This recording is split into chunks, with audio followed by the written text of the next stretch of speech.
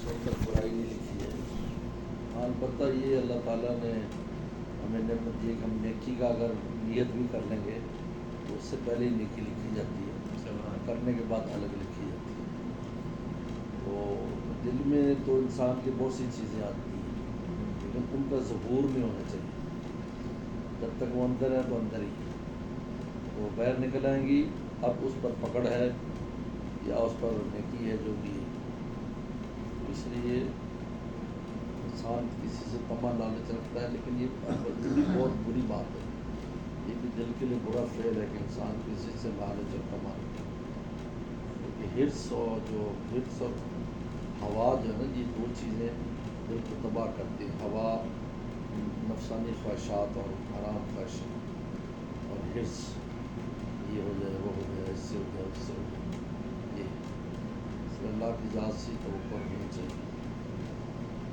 اور مانگنے کا صرف اور صرف اس وقت ہوتا ہے کہ حدیث میں آتا ہے کہ جب انسان کو اتنا زیادہ فقر لاحق ہے کہ اس کی پیٹھ بھی سیدھی نہیں کر سکتا اپنی بھوک پیاس کی وجہ سے, یا اس پر اتنا قرض ہے کہ اس نے اس کی کمر توڑ دی ہے. اس آدمی کے لیے گنجائش ہے کہ وہ کسی سے تعاون کے لیے کہہ سکتا ہے. ورنہ اگر صحت مند ہے, کما سکتا ہے, اس قرض کا بوجھ اٹھا سکتا ہے, اس کو یعنی پیمنٹ کر سکتا ہے, اور سادہ زندگی اگر بسر کرے تو اس کو گزارا ہو سکتا ہے, تو اس کے لیے جائز نہیں ہے سوال کرنا, حرام ہے. بلکہ حدیث میں آتا ہے کہ ایسے آدمی قیامت دن آئے گا تو وہ سوال اس کے چہرے پر جہنم کی آگ بن کر آئے لگا ہوگا, اور چہرے کی جناب یہ گوشت اترا ہوگا, ہڈیاں نظر آئیں گی. کیونکہ انسان جب کسی سے مانگتا ہے تو چہرے کو ذلیل کرتا ہے. اللہ نے چہرے کو تو عزت والا رکھا ہے. انسان کے پورے جسم میں سب سے زہری محترم چیز چہرہ ہے. اس لیے چہرہ غیر اللہ کے سامنے جھکانے کی اور سجدے کی قطعاً اجازت نہیں. کیونکہ صرف اللہ کی ذات اس قابل ہے کہ یہ عزت والی چیز ہم وہاں کریں. اس لیے ہماری ٹھان بھی اللہ نے کھڑی رکھی ہے. ہم نے جانوروں کی طرح نہیں بنایا کہ جس کا چہرہ نیچے لٹکا رہے, بلکہ ان کو رکھا ہے کہ تاکہ چہرہ اونچا رہے. ہاں ایک ہی جگہ سجدہ ہے, وہ اللہ کی ذات ہے بس, اس جگہ اللہ کو سجدہ نہیں, کیونکہ اس میں چہرے کی ذلت ہے. یہ جب وہ اپنی مانگتا ہے تو اپنی اس چہرے کی عزت کو خراب کرتا ہے. قیامت میں اس کے چہرے پر ہی نشان ہوں گے, بعد میں آتا ہے ایسے چھلے ہوئے نشان ہوں گے, اور جہنم کی آگ کا وہ سوال جو نا وہ جہنم کی آگ کی طرح اس کے چہرے پر ہوگا, اور دیکھنے والے میدان معاشر سمجھ جائیں گے یہ وہ شخص تھا جو مانگتا تھا اور لوگوں سے ویسے مانگتا تھا. جیسے صورت میں جب فقر متقع اس کو آتا ہے, بالکل کمر توڑ دیتا ہے. فقر اتنا ہے یا قرض اتنا ہے کہ وہ کمر توڑ دیتا ہے, پھر گنجائش ہے. ہاں عام ضرورت کے لیے بادشاہ سے سوال کر سکتے ہیں, اس کی اجازت ہے. بادشاہ جو وقت ہے اس کو کہہ سکتے ہیں میری یہ ضروریات ہے, وہ اس کی اجازت ہے, اس لیے کہ وہ ہے ہی اس کے لیے کہ انسان اپنی حاجت لے جائے. ہماری یہ مسئلہ ہے کہ آپ حل کر کے دور ہو جاتے ہیں. عام اس سے نہ کریں, اللہ سے پہلے مانگے, بس اللہ کی ذات کافی ہے, بس مانگنا چاہیے. بزرگ تھے نا تو ان کے گھر میں فقرہ آ گیا, ایسے فاقہ چل پڑا. وہ بیوی نے کہا بھی کچھ کر.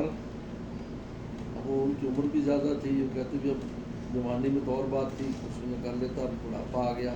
کہا نہیں, بیوی نے مجبور کیا, بچے ہیں کیا بنے گا, کل رات سے بھی کچھ نہیں ملا, کل بھی کچھ نہیں ملا. وہ بیچارے نکل پڑے. اب کہا یار میں اس سے مزدوری ہونی نہیں, کیا کروں. مسجد چلا, مسجد جا کے اس نے نماز پڑھی اور اللہ کے اللہ میں تو اپنی مزدوری کرا لے. بس تلاوت ذکر اذکار, گھر نہیں گیا شام تک. حالانکہ دوپہر کو چھٹی ہوتی تھی, گھر آ جاتے تھے. اب جب کچھ ہاتھ میں پڑھنے بھی نہیں ہے, بیوی کہے گی بھائی بیوی تو نہیں بزرگ کو بزرگ مانتی, اپنی بیوی تو کوئی نہیں مانتی. ابھی تو کیا لے گیا ہے وہ جناب، عصر ہو گئی، مغرب ہو گئی، ڈرتا ڈرتا گھر گیا بھائی. تو گھر گیا تو دیکھا کہ وہ جو نا آگ جل رہی ہے، دھواں نکل رہا ہے، کچھ پکنے کی خوشبو بھی آ رہی ہے. کچھ حوصلہ ہوا، آہستہ آہستہ گھر پہنچا، دروازہ اندر گیا تو بڑی خوش. گئے کس کی مزدوری شروع کر رکھی تو نے؟ مالک بہت اچھا ہے. میں نے کہا تو وہ تم مزدوری پر ہے. وہ مزدوری سامان پہلے پہنچا دیا کیونکہ گھر میں ضرورت تھی، آٹا یہ وہ گوشت دال ہر چیز وہ اس کا نوکر دے گیا ہے مالک کا. اور کہا کہ اور یہ بھی کہہ گیا کہ اس کو کہو کہ روزانہ نوکری کیا کرے اور ہماری نوکری تو چھوڑے. روزانہ بس وہ مسجد چلے جاتے تھے، گھر کا نظام ہو جاتا. اللہ سے براہ راست کھانے کا وہ ہے. اس لیے حکیم الامت تھانوی فرماتے ہیں کہ جتنے بھی ہمارے پاس وسائل ہیں، آپ نوکری کر رہے ہیں، آپ ورشہ کر رہے ہیں، آپ کھیتی باڑی کر رہے ہیں، آپ کچھ بھی کر رہے ہیں، یہ پلیٹیں ڈالتا اللہ تعالیٰ ہے اس میں. پلیٹیں لے کے آؤ. لیکن کچھ وہ لوگ ہوئے ہیں کہ جن کو پلیٹ بھی اپنے پاس سے دے دیتے اور ڈال کے بھی دیتے ہیں.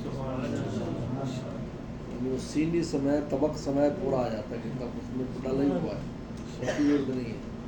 لیکن عام مخلوق کے لیے یہ ہے کہ پلیٹ لاؤ، ڈالیں گے ہم. کہ کسی کی نوکری یا کسی کا کاروبار یہ نہیں ہے کہ وہ زیادہ دے گا،